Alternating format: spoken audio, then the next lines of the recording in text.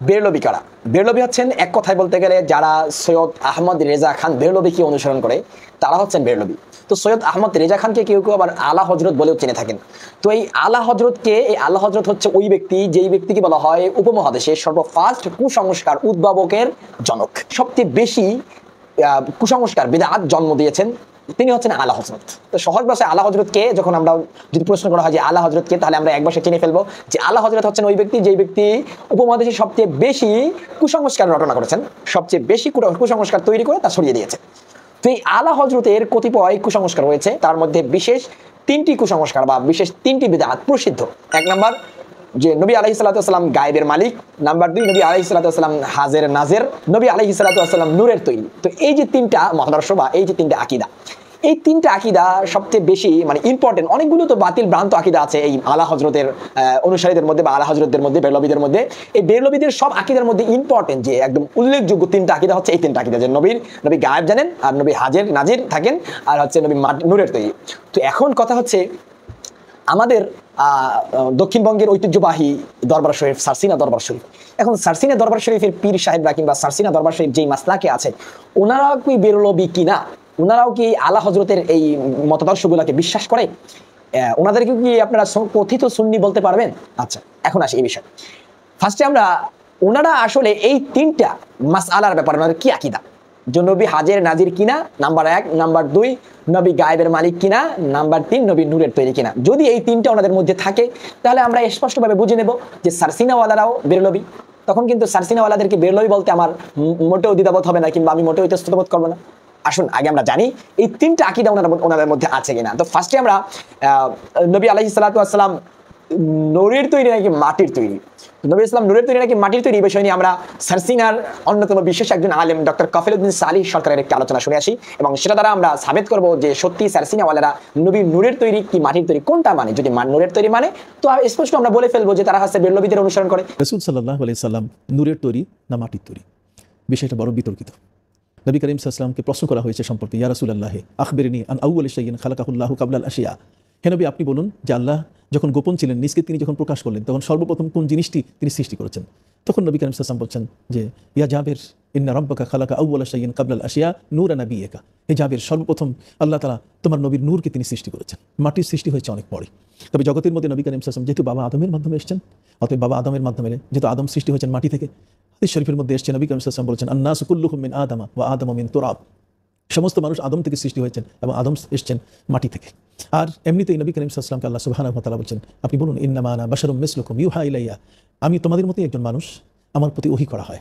আমরা সবগুলো বিচার বিশ্লেষণে যদি নিয়ে আসি তাহলে আমরা বলবো নবীর মূল সৃষ্টি হচ্ছে নূরের, এবং তিনি জগতের মধ্যে বাবা আদমের মাধ্যমে আসার কারণে তার অবস্থানগত দিকটা এটা অবশ্যই মাটির। কিন্তু সেই মাটিটা এই মাটি নয় যে মাটি আমরা সাধারণ বলে থাকি। আমরা সাধারণত সব পাথরকে পাথর আমরা বলবো না, তার মধ্যে কিছু পাথর এমন আছে যার থেকে অন্য পাথর ভিন্ন ধরনের। তো কাজী নবী করিম সাল্লাল্লাহু আলাইহি ওয়াসাল্লাম তিনি বাশার, তিনি অবশ্যই মানুষের মধ্যে এসেছেন। যখন আল্লাহর দিকে আমরা তাকে নিসবত করবো, সম্বোধন করবো, তখন তো অবশ্যই তিনি নূরের। আর যখন বাবা আদম সহ মানুষের দিকে আমরা তাকে সম্বোধন করবো, তখন তিনি মাটির। কাজেই এর কোনো ঝগড়ার বিষয় নেই, এই বিষয়টা নিয়ে কারো ঝগড়া করা উচিত নয়। ধন্যবাদ। তো ওনার বক্তব্য দ্বারা আমরা বুঝতে পারলাম যে ওনারা বেরলভীদের আকীদাটাকে পরিপূর্ণ মানে না, তবে আংশিক মানে। ওনার আকীদা দ্বারা এটাই আলোচনা দ্বারা এটাই বুঝতে পারলাম যে সারসিনারা এই যে নবী নূরের নাকি মাটির, এটা ওনারা আংশিক মানে। বেরলভীদেরকে ওনারা এই বিষয়টা আংশিক অনুসরণ করে, বেরলভীদেরকে পরিপূর্ণ অনুসরণ করেন। সেই হিসাবে আমরা দিতে পারি এই বিষয়ে যে বেরলভীদেরকে কতটা পার্সেন্ট, 100%-এর মধ্যে কতটা পার্সেন্ট সারসিনারা অনুসরণ করে, এর মধ্যে থেকে আমরা দিতে পারি 20%, না 20% অনুসরণ করে ওনার বক্তব্য দ্বারা।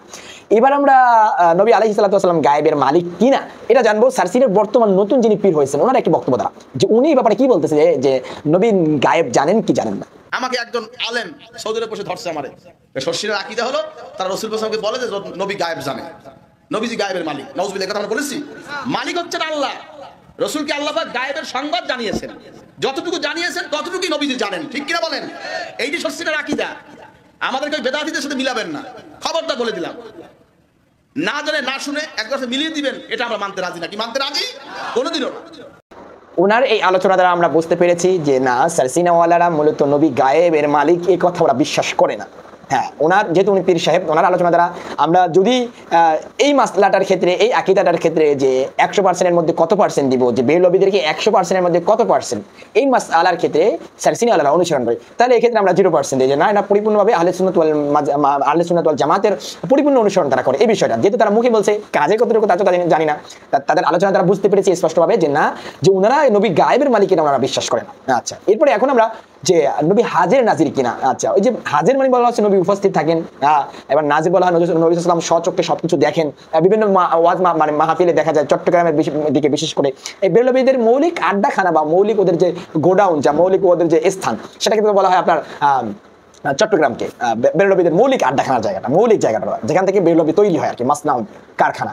নবী আলাইহিস সালাম হাজির নাজির কিনা এই আকীদা সংক্রান্ত বিষয়ে সারসিনা দরবার শরীফের অন্যতম একজন আলেম মুফতি ওসমান গনি সালিহির পক্ষ থেকে একটি আলোচনা আমরা শুনে আসবো। ওই আলোচনা থেকে আমরা জাস্টিফাই করব যে এরা এই আকীদার ব্যাপারেও কতটুকু বেরলভীদেরকে অনুসরণ করে। হাজির নাজির বিষয়টি এটি কিন্তু আকীদার কোনো কিতাবে আমরা এখনো পর্যন্ত খুঁজে পাই না। তবে আল্লাহ সুবহানাহু ওয়া তাআলা নবীজিকে যদি ক্ষমতা দেন, নবীজি আল্লাহ পাকের ক্ষমতা প্রদত্ত বলে যে কোনো মজলিসে হাজির হতে পারেন, এটা আল্লাহ পাকের ক্ষমতা প্রদত্ত বলে।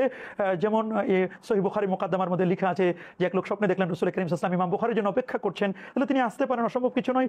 দারুল উলুম দেওবন্দের অন্যতম প্রতিষ্ঠাতা কাসেম নানতবী সাহেব তিনি স্বপ্নে দেখলেন যে রাসূল করিম সাল্লাল্লাহু আলাইহি ওয়াসাল্লাম তার শিয়রের সামনে দাঁড়িয়ে আছেন, হাতের মধ্যে একটি লাঠি, বলেন ইয়া কাসেম, হে কাসেম, তুমি এখানে একটি দাগ দিয়ে দিলাম। এই নওদারওয়া সেই দারুল উলুম দেওবন্দের একটি প্রতিষ্ঠান, দোতলা বিল্ডিং, সেখানে তিরমিজির ক্লাস হয়, সেখানে দাগ দিয়ে দিলেন। পরের দিন সকালবেলা উঠে দেখেন সে দাগটি রয়েছে। হ্যাঁ, নবী করিম সাল্লাল্লাহু আলাইহি ওয়াসাল্লাম বিভিন্ন মজলিসে আল্লাহ পাকের ক্ষমতা প্রদত্ত বলে তিনি আসতে পারেন, কিন্তু নবীর জন্য চেয়ার ফিট করে রাখা, নবী এসে গেছেন দুধ রেখে দেওয়া, এটি কিন্তু বাতিলদের আকীদা, এগুলো আমরা পোষণ করি না। হাজির ওয়া নাজির বলতে তিনি আমাদের আমলগুলোকে দেখতে পারেন। রাসূল বলেন যে ইন্না হায়াতি ওয়া মামাতি খায়রুল লাকুম, আমার বেঁচে থাকাটা এবং আমার ইন্তেকালটা তোমাদের জন্য বড় কল্যাণকর।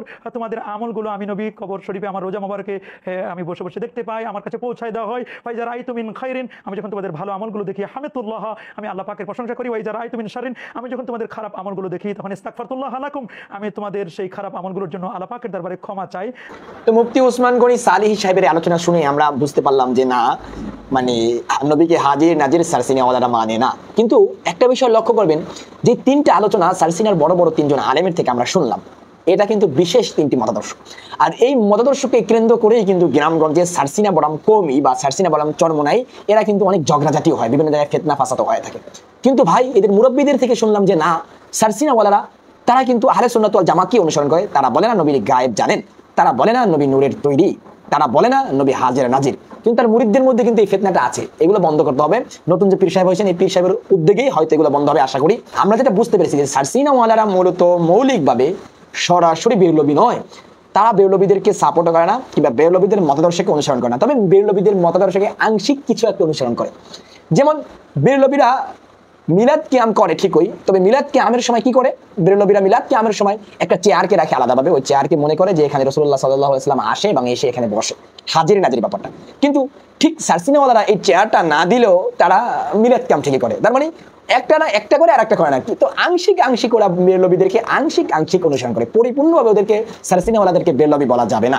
যাই হোক, কোনো পরিপূর্ণ আলোচনা দ্বারা আমরা এটাই বুঝলাম যে সারসিনা ওয়ালারা মৌলিকভাবে বেরলভী নয়, তবে বেরলভীদের কিছু কিছু মতাদর্শ তাদের মধ্যে আছে। এটাই ছিল আজকে আমাদের আলোচনার মৌলিক বিষয়বস্তু, যে সারসিনা ওয়ালারা মূলত বেরলভী কিনা আর বেরলভী কারা। বেরলভীদের সংক্ষিপ্ত পরিচয় আমরা ফার্স্টে দিয়ে এসেছি। বেরলভী হচ্ছে সৈয়দ আহমদ রেজা খান বেরলভী। ওনার মতাদর্শকে কেন্দ্র করে যে সংগঠনটা তৈরি হয়েছে, যেই দলটা তৈরি হয়েছে, যেই গোষ্ঠীটা তৈরি হয়েছে, সেই গোষ্ঠীটা কি বলা হয়, বেরলভী। এই বেরলভী প্রায় 20 মিলিয়নের উপরে 200 মিলিয়ন মানুষের উপর প্রায় বেরলভী মতাদর্শ অনুসরণ করে। হ্যাঁ, তাদের মধ্যে বিশেষ করে পার্ট অনেক আছে, সবচেয়ে বেশি তাদেরকে যেই নামে আমরা চিনে থাকি সেটা হচ্ছে রেজবি বা রেজা খানি। তো বেরলভীদের বেরলভী বলেও চেনা যায়, আবার কেউ কেউ রেজবি বলেও চিনে, কেউ কেউ রেজা খান বলেও চিনে, তিনটা বলে ওদেরকে চেনা যায়। বিশেষ করে বেরলভী বলতে যারা বুঝে, যাদেরকে বুঝে, তারা হচ্ছে সবচেয়ে বেশি কুসংস্কার যারা এই উপমহাদেশ থেকে শুরু করে দক্ষিণ আফ্রিকা থেকে শুরু করে সবচেয়ে বেশি কুসংস্কার যারা উদ্ভাবন করেছেন, সৃষ্টি করেছেন, তারাই হচ্ছেন বেরলভী। শেষ। আসসালামু আলাইকুম ওয়া রাহমাতুল্লাহি ওয়া বারাকাতুহু।